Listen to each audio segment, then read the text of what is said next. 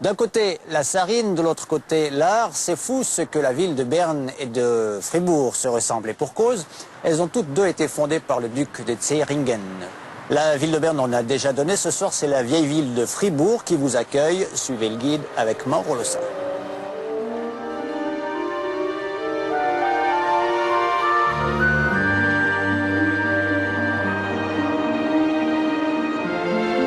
Afficher 850 ans d'histoire au compteur foi de Saint-Nicolas, ça laisse forcément des traces. De très jolies traces en l'occurrence. Et pourtant, dans les années 60, il s'en est fallu le peu pour qu'on défigure ce petit joyau d'architecture. C'était sans compter sur l'acharnement et la perspicacité de cet homme qui a œuvré sans relâche pour éviter le pire.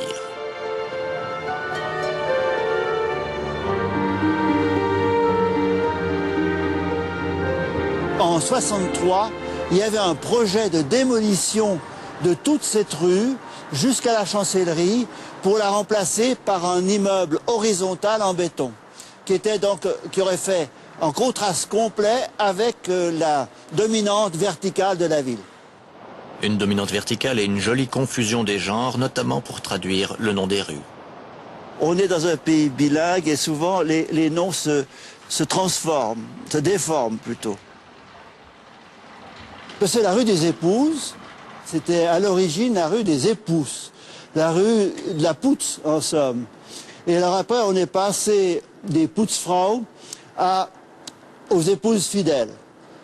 Quant au lien entre les deux, j'ignore si ça correspond à la réalité. La ville basse était la ville des pauvres. L'eau courante est arrivée très tardivement dans les foyers, d'où cette profusion de très nombreuses fontaines qui rivalisent d'élégance et de finesse.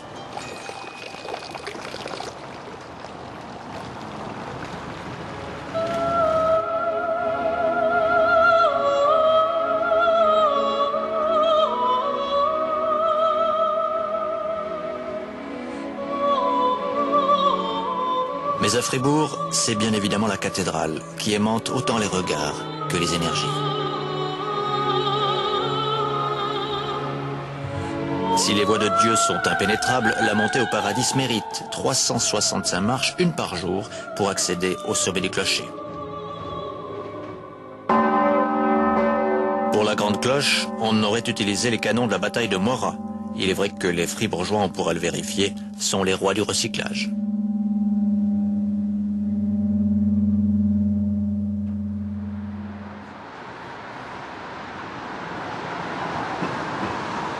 Si Fribourg est une ville de vieille pierre, n'allez pas en déduire pour autant que c'est une ville morte. En fait, Fribourg est aussi et surtout une ville de jeunes. Et pour cause, un habitant sur 4 est un étudiant.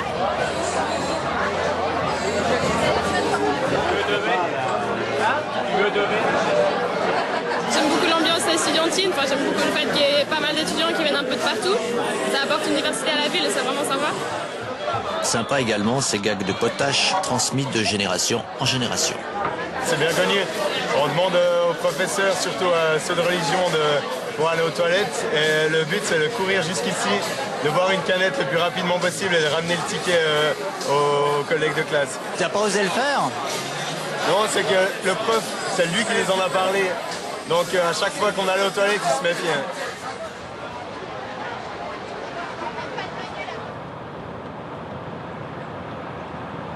En fait, Fribourg est une ville dans un jardin. À témoin le lac de Pérol. C'est une réserve naturelle, enfin une réserve naturelle quelque peu artificielle, puisqu'on doit ce havre de tranquillité à un barrage. Comme quoi nature et énergie peuvent parfois faire bon ménage. Calme et sérénité encore, toujours à 2 pas de la ville, avec de magnifiques couvents que le touriste distrait pourrait ne pas remarquer.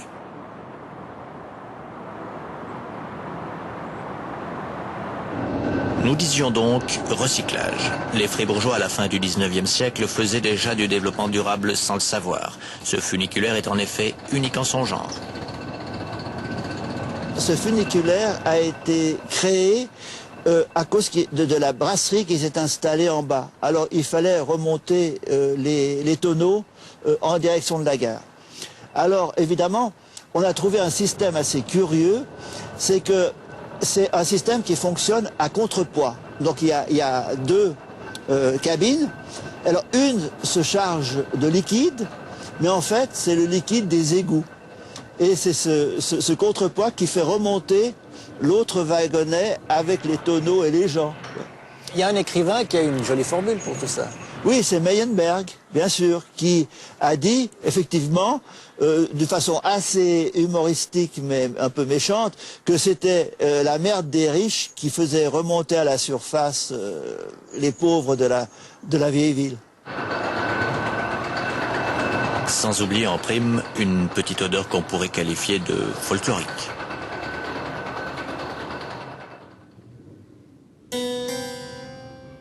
Recyclage encore avec cette ancienne tour de garde, c'est le Belluard. Cet ouvrage militaire du XVe siècle faisait partie autrefois des remparts qui protégeaient la ville. Chaque été, le Belluard se transforme en salle de spectacle.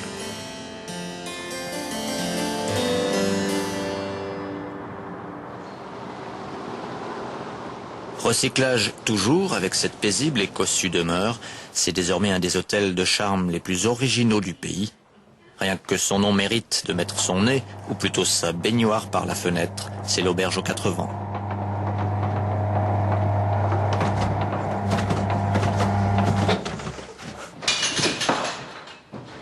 L'Auberge aux 4 Vents, c'est elle, ou plutôt c'était elle. Catherine Portman devait trouver un nouveau défi. Elle l'a relevé avec cette ancienne gare, rachetée 1 franc symbolique au CFF. Encore un bel exemple de recyclage. Transformé en bistrot et en salle de spectacle, ce bâtiment est devenu le lieu de convergence pour toute la culture contemporaine à Fribourg. Tu as quitté, je crois, Fribourg vers 25 ans, tu es revenu vers 40 ans. Est-ce que ça a beaucoup changé, Fribourg? Oui, ça a changé. Heureusement, ça a changé, dans le bon sens. J'ai quitté Fribourg parce que j'avais un peu ras-le-bol de cette ville qui m'amenait rien. Il n'y avait rien, culturellement, il n'y avait rien. Moi, j'allais à Berne pour regarder les concerts ou les cinémas. Et puis, maintenant, je trouve que c'est devenu une ville très, très riche. Oui, c'est un beau mélange, comme moi, je vis cette ville.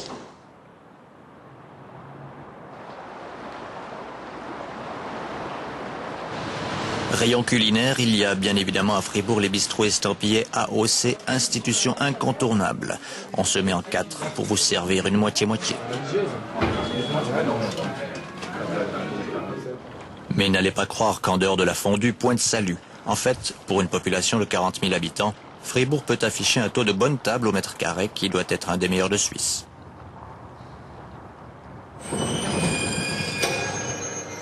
Rayon institution, vous ne pouvez pas passer à côté de l'indigène de l'étape, le génialissime Jean Tinguely. Même si l'espace que lui consacre sa ville natale est un ersatz du musée de Bâle, on apprécie toujours ses jeux d'ombre et de lumière, ses mouvements aléatoires, ce sens aigu de la provocation. En marge de l'art consacré, il y a peut-être encore plus surprenant. Ce musée des bizarreries est une sorte de machine à remonter dans le temps. Ça, c'est un musée qui est fait à la gloire de l'inventeur. Derrière chaque objet, il y a un homme qui a inventé cet objet. Un appareil assez sympathique, ça permettait à fabriquer des cordes en hiver. Alors, ce vilebrequin permet de percer le long des murs ou dans les coins. C'est un canon à taupe. On le charge avec la poudre noire, puis quand elle avance, tac, toc, plus de taupe. Devinez ce qu'est ce meuble. Ce meuble, c'est un cabinet d'aisance. Puis à côté, on avait toujours de l'autre colonne. Quand on avait mal aux dents, on allait chez le barbier, et lui, au moyen de cet instrument, il pouvait extraire les dents. Vous voyez, il prenait la tête de son client entre les jambes, et on lui extrayait les dents avec ça. On a fait des tasses pour moustachus, qui permettent aux moustachus de boire sans salir la moustache.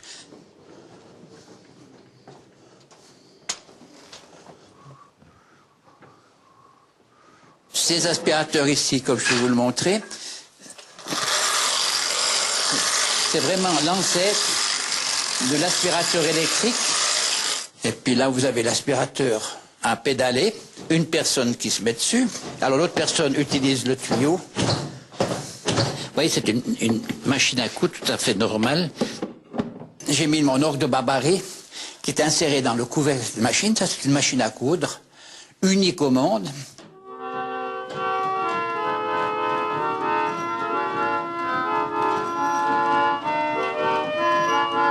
À Fribourg, on vous invite à vivre les différences. Vous voilà assurément servi.